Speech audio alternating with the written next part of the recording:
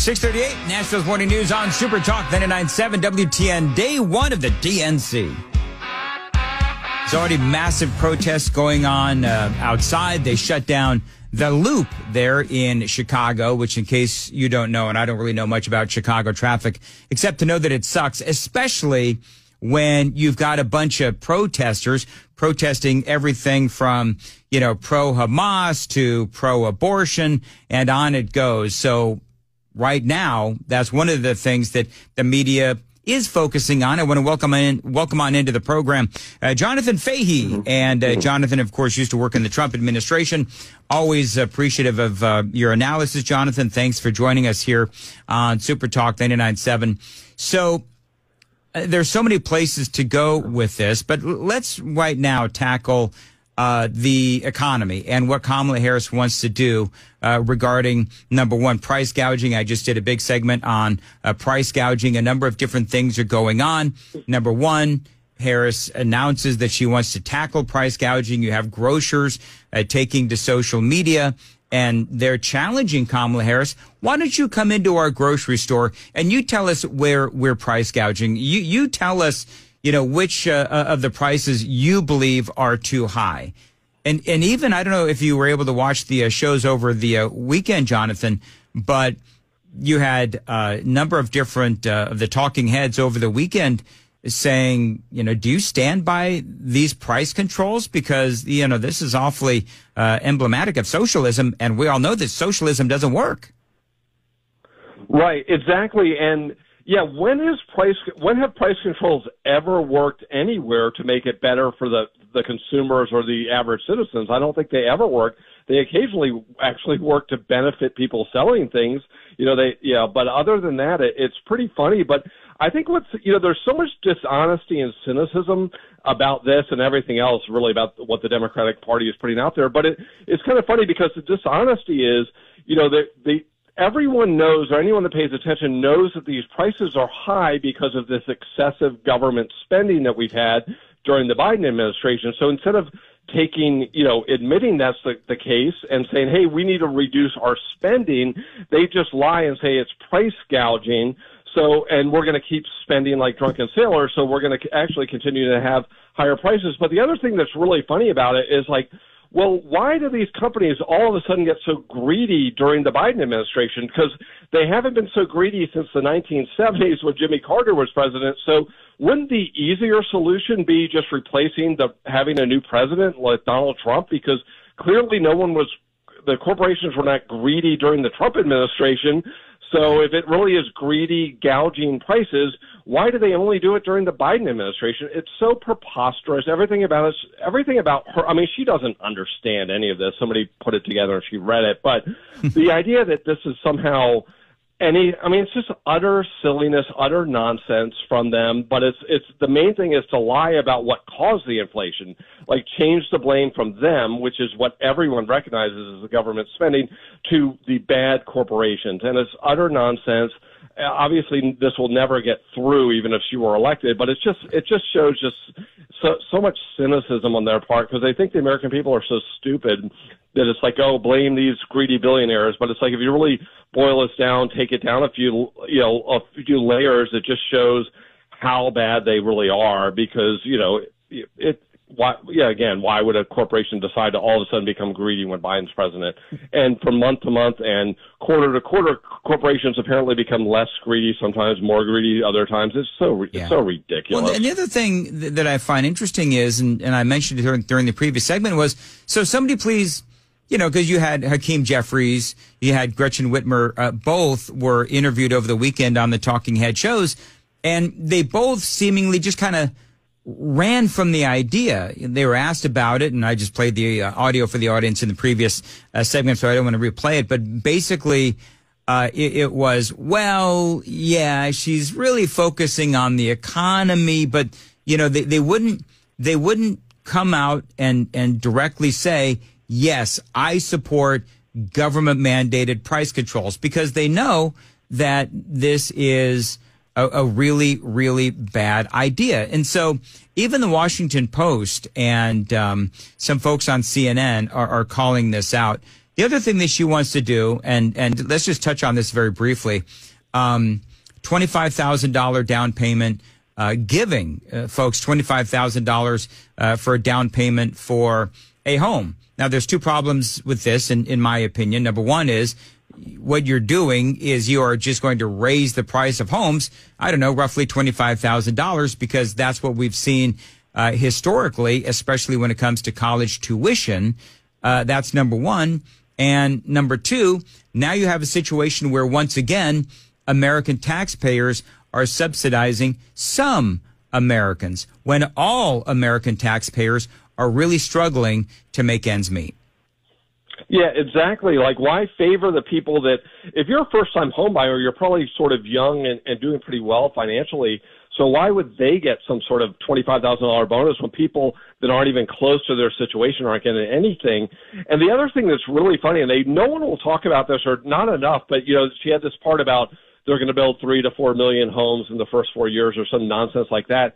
No one will ever talk about, we just let in 12 million illegal aliens. They have to have somewhere to live. Doesn't that have something to do with the price of homes? We have 12 million more people put in the housing market. None of them brought a home across the border with them. So it's like, why don't we just start deporting some illegal aliens and stop letting them in? That would certainly do a whole heck of a lot to reduce the price of homes. It would certainly reduce demand quite a bit. But if they're going to, even let's just hypothetically say they're actually going to be able to build a 3 to 4 million homes that she says, well, we're going to now bring in another, I'm sure, 12 million illegal aliens. So we're going to be in a bigger hole anyway. So it's just such utter and complete nonsense, completely unfair. It's like the student loan handout, whatever you want to call that. And it's all cynicism, all designed maybe to buy some votes here, buy some votes there. But everything about it just is offensive in multiple ways. Jonathan Fahey joining us on Super Talk 99.7. And I guess the question now is, what do you expect for the next several days with the DNC? There's all kinds of insanity going on outside. Today, we're going to be hearing from Joe Biden. I think Joe Biden is going to speak, and then they're just going to leave. I mean, Biden's going to go off, tail between his legs. He's ticked off at Nancy Pelosi. He's ticked off at the Democrats because of the coup. Everybody knows what happened. So now the question is the coronation of Kamala Harris. I mean, I'm assuming that this is going to go off without a hitch. Some people are saying that the party is actually going to try to figure out a way to dump Kamala Harris and somehow install Josh Shapiro. I don't see that happening, but what say you? Yeah, I don't see that happening. I mean, she seems to be doing, I think, better, certainly better than I expected in the polls. I thought she would have been, probably where Biden was, and she seems to be outperforming that. The other thing, I think it's really funny about this Biden thing, how they're portraying it as Biden, sort of as heroic and is doing this for the good of the country when everyone knows he was forced out. It's like this big lie. It's like they were basically, putting a gun to his head saying, you need to leave or we're going to ramp this up to a point you cannot handle. And I'm sure it would have been the 25th Amendment eventually. So this idea that he's a heroic figure, they totally dumped and humiliated him. And I assume at least some of the people around him see that. So it just is funny to see what this speech will look like he was somehow this heroic figure. He would have stayed on if he could have stayed on, so he didn't do anything for the country, anything for anyone else, and he never has, and everyone knows that. He's just a standard, typical, D.C. politicians, never done anything for anyone but himself. But it'll be interesting, this coronation, because nobody up until maybe 2 months ago could really, even on the Democratic side, say anything good about Kamala Harris. The administration had to hide her. They didn't give her any serious duties. I think we talked about it a few weeks ago when everything was going down, Trump had just been shot, all of these things. And she was like getting ice cream at an ice cream shop in D.C. with 2 little kids in the middle of a workday for some photo op. Yeah. It just shows that she's not even a serious person. Everything is, the world's on fire, but they wouldn't involve her in anything seriously. They wouldn't put her on the Sunday shows. Nobody can say she's smart, accomplished, anything. And it's just going to be funny to watch how they try to, spin that this week, that somehow she's just this amazing, accomplished person when they couldn't say a good thing about her, literally 60 days ago. House GOP, they came out this morning. I'm not sure if you've heard, but House GOP, they've now come out with their report Biden family receiving $27 million from foreign individuals and entities. This is all part of the impeachment process regarding Joe Biden and the influence peddling, Hunter Biden. We covered this ad nauseum. I did for a lot of years. As all of this has gone on, this is the James Comer House Oversight report. Clearly, what they're trying to do is make an impact. This is day one of the DNC. My feeling on this, I know in my heart and my soul that Joe Biden is corrupt. I do believe that. But I also feel like if the Republicans really had the goods, they would have brought something forward before now. However, I could be wrong on that. And I'm fully willing to, hear what other people have to say. It just feels like this has gone on for a long time. Joe Biden is going to be out of office in just a couple of months. Why now, other than the obvious, which is hit him on day one of the DNC? Yeah, I don't see this having a real, good strategic benefit to the Republican Party because, like you said, even if it's all true, which I have no reason to think it's not true, and this family is corrupt, and the fact that the crack addict son was bringing in tens and tens of millions of dollars for some legitimate purpose is absolutely preposterous. But I do think if you're dumping on the guy that's on his way out the door, I don't know how that helps you.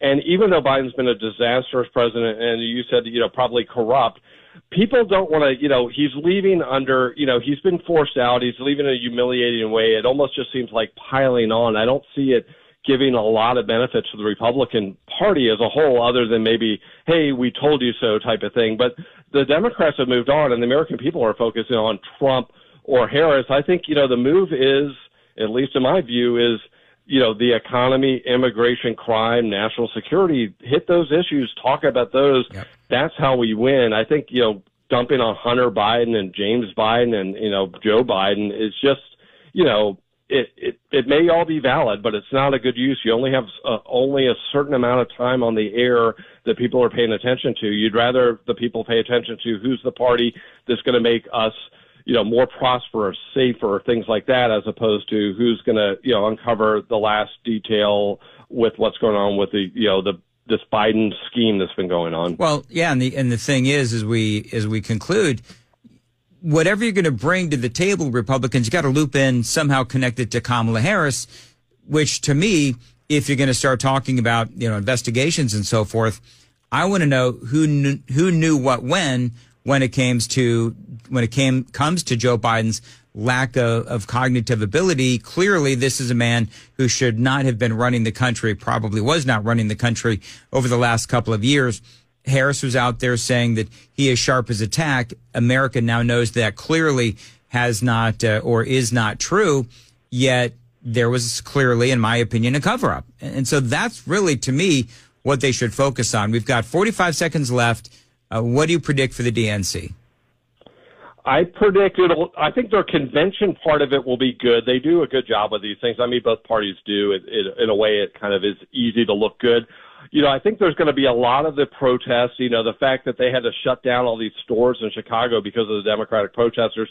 That's going to be the wild card. How bad does it get?